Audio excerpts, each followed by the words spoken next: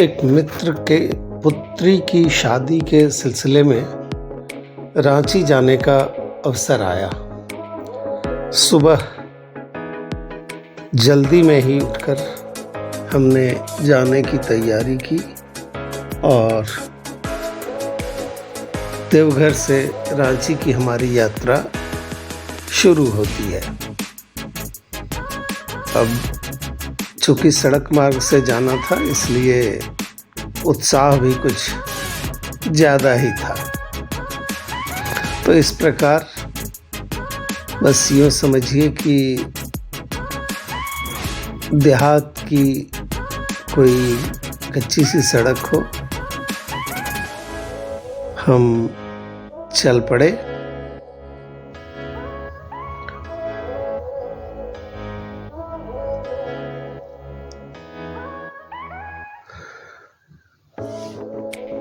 ढाई 250 किलोमीटर की यात्रा के लिए हमने मीटर चेक किया और ये देखिए सड़क पर बना हुआ एक तालाब सा सामने आ गया। रामपुर का ये दुख खत्म होने का नाम ही नहीं ले रहा।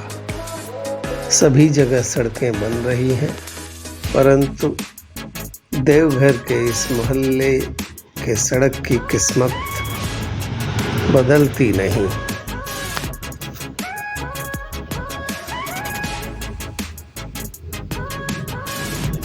दोनों तरफ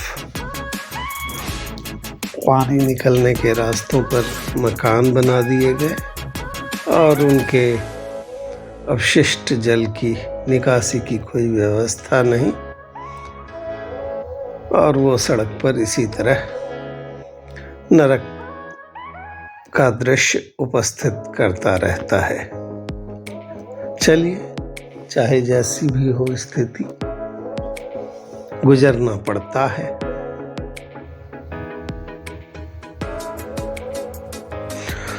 और अब हम रामपुर से बाहर निकलकर दुमका बाईपास पर आ चुके हैं और यहाँ से असली यात्रा शुरू होती है। 5-10 मिनट का वो खराब सा पैच था जो ख़त्म हो गया और अब देश के बाकी जगहों की तरह यहाँ की भी सड़क ठीक ठाक है। सुबह का वक्त है और यह शहर अभी पूरी तरह से नींद से जगा नहीं ऐसा प्रतीत होता है।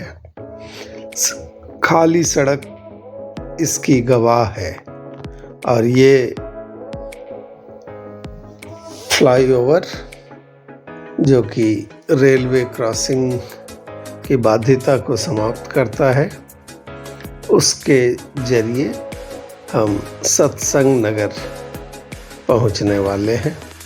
कभी इस जगह ट्रैफिक की समस्या हो जाया करती थी, परंतु इस फ्लाईओवर के बन जाने से वह समस्या अब बहुत हद तक ठीक हो चुकी है।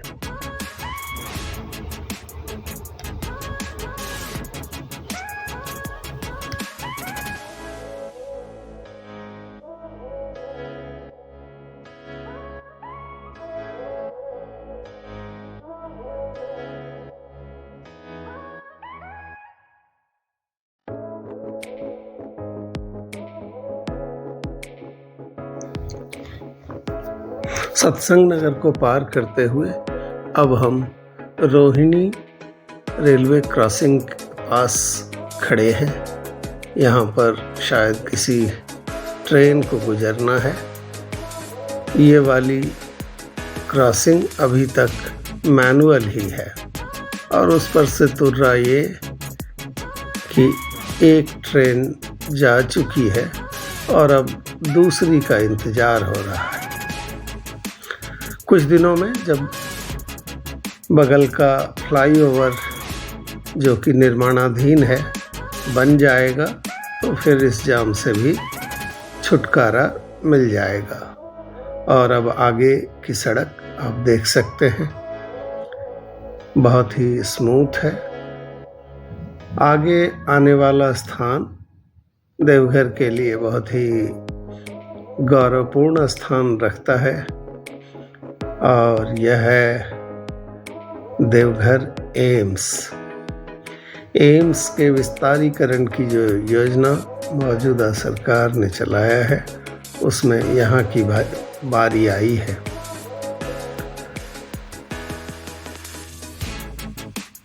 अस्पताल ने काम करना शुरू कर दिया है अपने सीमित संसाधनों के साथ। अभी संभवतः सारे विभागों के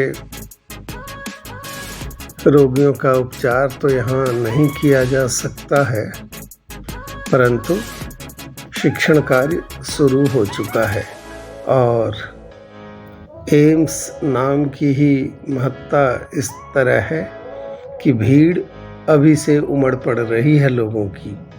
इसी से अंदाज़ा लग जाता है कि इस तरह के चिकित्सकीय संस्थान की कितनी अधिक आवश्यकता थी इस इलाके में।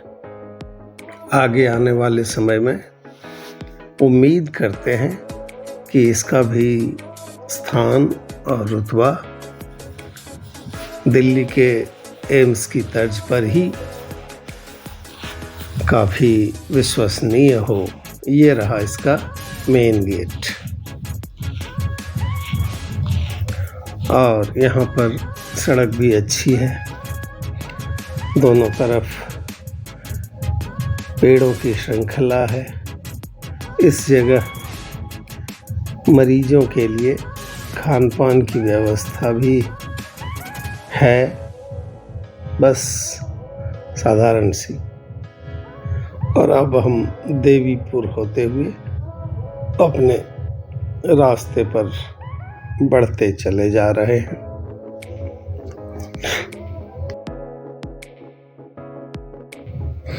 सुबह का वक्त है। सूर्योदय हालांकि हो चुका है, लेकिन धुंध या कुछ वातावरण का असर कह लें, पर्यावरण या पर्यावरण असंतुलन, जिसके कारण कुछ साफ दिखाई नहीं दे रहा।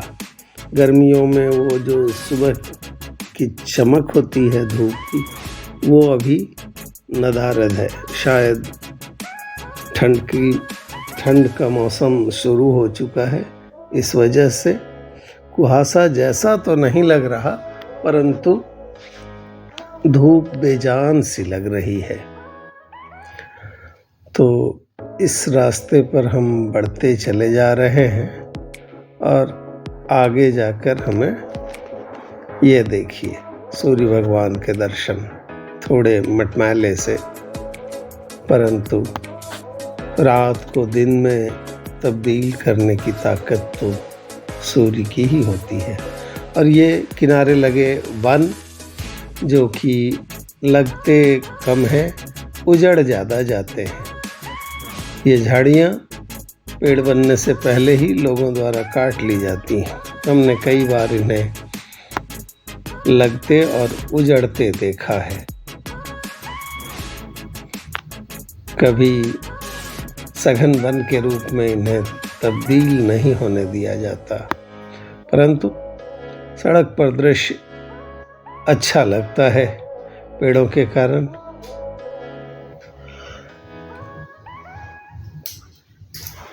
आइए हम आगे अपने सफ़र पर चलते रहते हैं, क्योंकि जाना तो है ही। और अब हम उस मोड़ पर आ गए हैं भिरखीबाद के, जहाँ से हमें दाहिनी ओर गिरिडीह के लिए मुड़ना है। बाईं ओर से यह रास्ता गोविंदपुर होते हुए धनबाद को जाता है और इस रास्ते से हम गिरिडीह की ओर जाते हैं। हालांकि गिरिडीह से भी धनबाद का रास्ता है, परंतु वह उस कुछ कम समय उधर से लगता है। और अब हम गिरिडीह के रास्ते पर हैं। यह हाईवे है इसमें आगे टोल भी है। और अभी आपने देखा होगा कि कैसे साइकिल पर कोयले की ढुलाई होती है। यह अवैध कोयले की ढुलाई कुछ लोगों के लिए आजीविका का साधन भी है। इस इलाके में लोग कई दिनों तक का सफ़र करके कोयला कहीं खदानों से या अवैध तरीके से जुगाड़ कर ले जाते हैं और अपने इलाके में बेचकर अपनी आजीविका चलाते हैं। याद होगा राहुल गांधी ने एक इसी तरह के कोयले वाले से सवाल किया था, उटपटांग सा था, ये भी आपको पता होगा।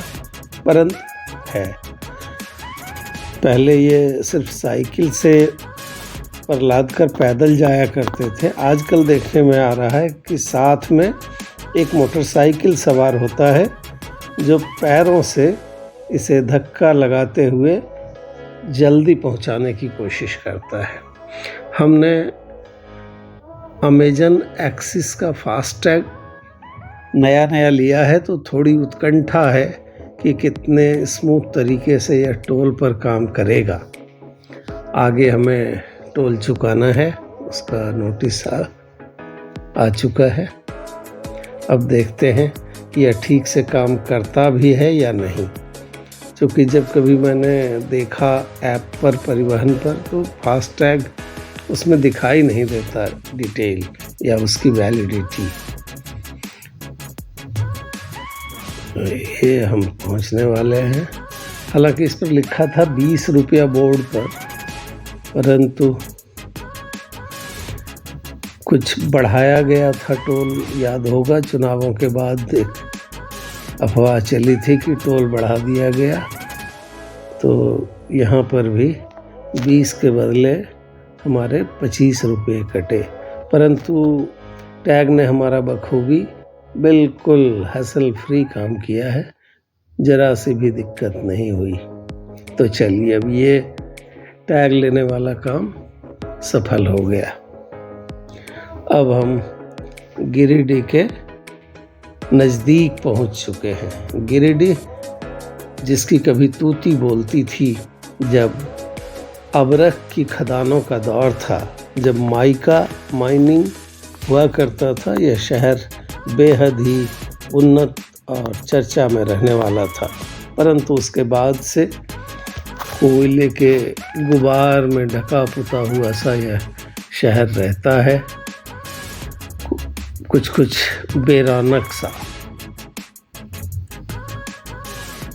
उससे गुजरते हुए, चूँकि अच्छा खासा समय हो चला है, 10 के करीब होने जा रहा है, तो रोशनी बढ़ गई है। परंतु जो कोल फील्ड इलाके का होता है, धुआं सा वातावरण यहाँ का दिखाई पड़ता रहता है।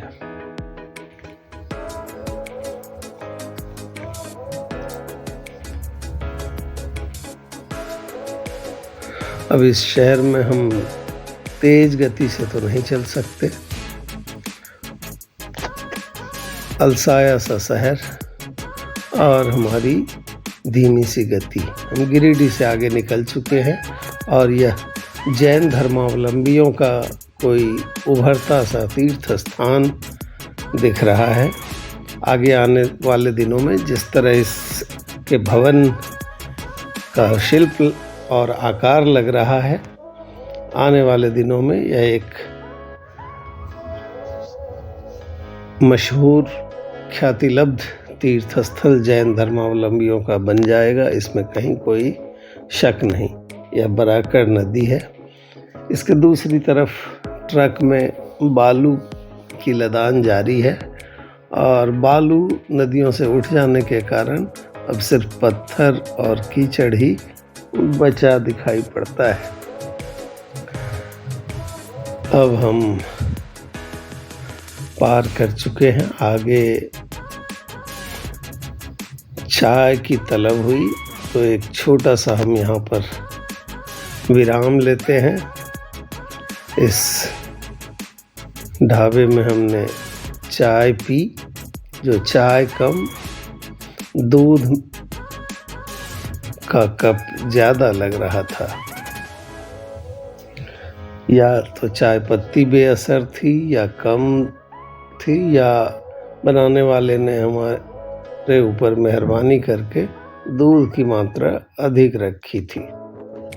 चलिए, कोई भी बात हो, पर हमें एक ब्रेक लेना था, वो हमने लिया। अब यहाँ से हमारी यात्रा निरापद लास्ट तक चलेगी। आधी यात्रा हमारी हो चुकी है, आधी यात्रा शेष है। ये घाटीनुमा जगह है। सुरक्षा के बड़े चाक चौबंद इंतजाम दिखाई पड़ रहे हैं।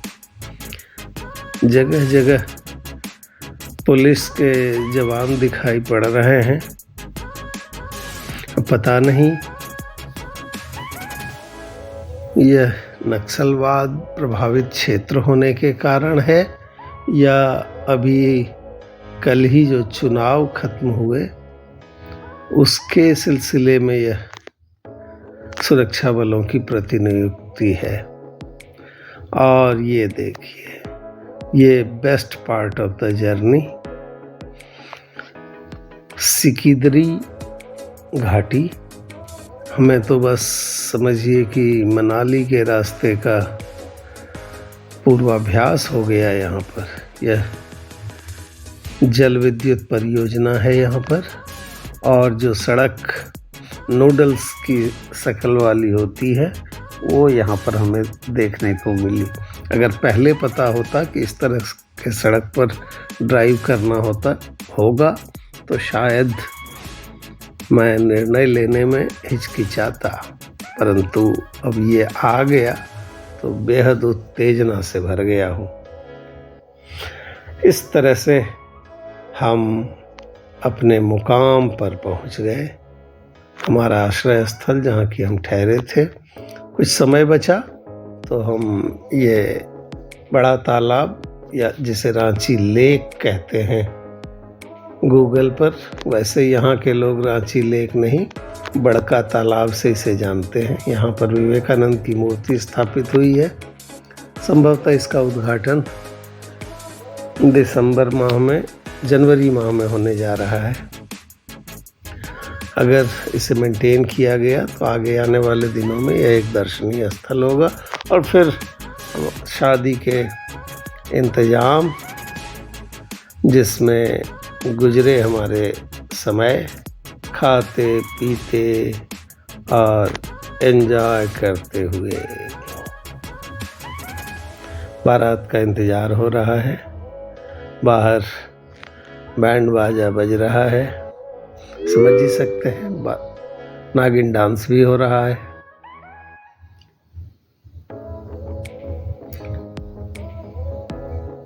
सभ्य सौम्य तरीके से सजाया गया उत्सव हॉल, और ये बाहर से कुछ साज सज्जा इस तरह होटल की।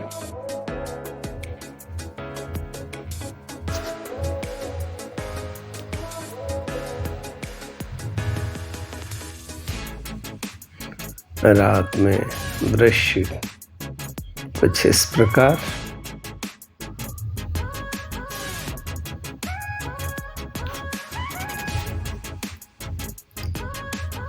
ये देखिए, वर का स्वागत किया जा रहा है। इन्होंने स्थान ग्रहण कर लिया।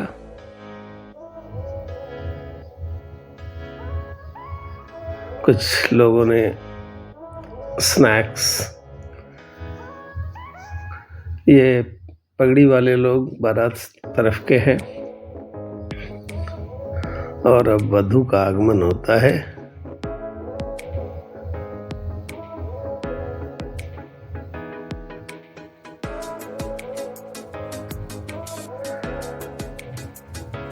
सभी के पांव संगीत पर थिरक रहे हैं। खुशियों का जोर है। कोई आइटम मिस न कर जाए। मेहमान इस बात का पूरा ख्याल रख रहे हैं और लड़की के माँ का जोश तो देखते ही बनता है। वाह भाई वाह, बहुत बहुत बधाई, बहुत बहुत बधाई। इस तरह हमारी इस यात्रा का सुखद अंत, इस प्रकार हमारी इस यात्रा का सुखद अंत होता है।